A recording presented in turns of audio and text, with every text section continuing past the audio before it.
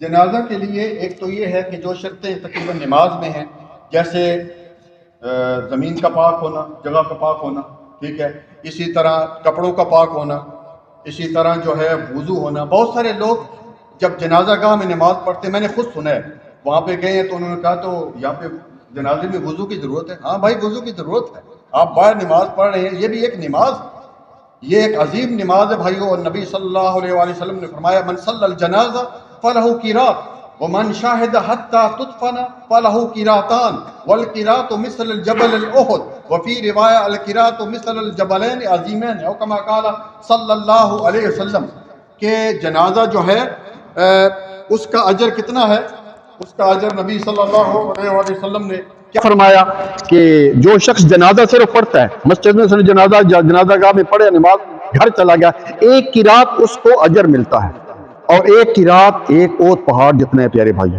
میں نے پہلے ہی آپ کو بتایا تھا کہ جو اوت پہاڑ ہے تقریباً 7 یا 9 کلومیٹر لمبائی ہے اس کی، اور 3 کلومیٹر اس کی چوڑائی ہے، اتنا 3.5 کلومیٹر اس کی، اتنی جو ہے، اتنا اجر ہے بھائیو۔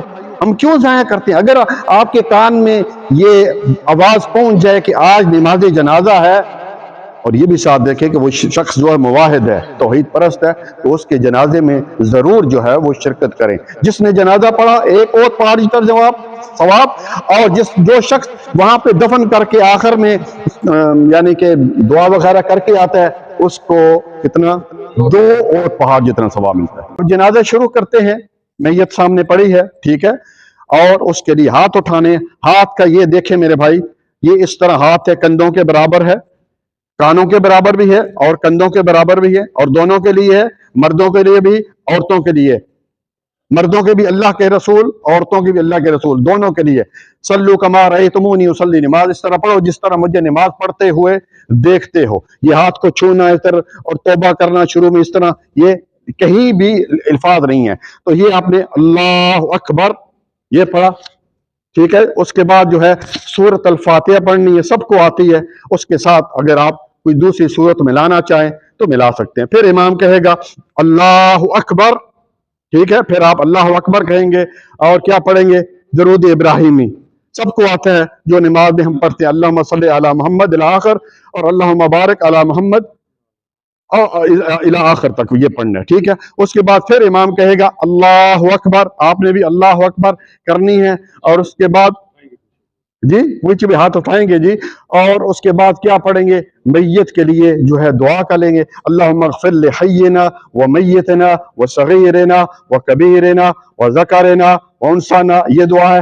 یا اس کے علاوہ اور بھی بہت ساری ماشاءاللہ دعائیں، جو بھی دعا آپ کو آتی ہے وہ دعا پڑھیں۔ اگر مثلا کسی کو دعا نہیں آتی، چلو تو وہ صرف اتنا کہتا رہے، اگر ایک میت ہے اللہم اغفر لہ اللہم ارحمہ، آسان سا سوال ہے، اللہ اس کو بخش دے، اللہ اس پر رحمت نازل فرما۔ جس کو دعا نہیں آتی، اور جس کو دعا آتی ہے تو وہ دعا جو ہے وہ پوری پڑھے۔